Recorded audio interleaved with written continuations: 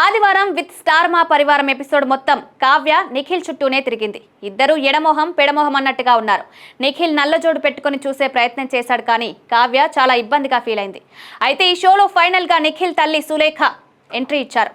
సులేఖ అలా వచ్చిందో లేదో కావ్య షో నుంచి కనిపించకుండా వెళ్ళిపోయింది.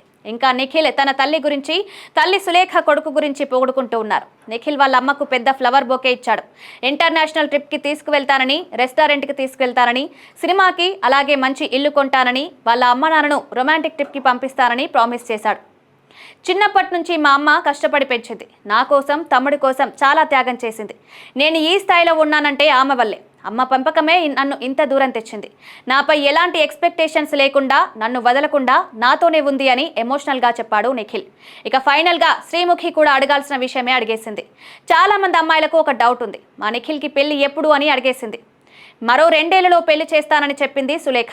ఇక ఫైనల్గా అందరినీ పిలిచి కేక్ కట్ చేయించింది శ్రీముఖి.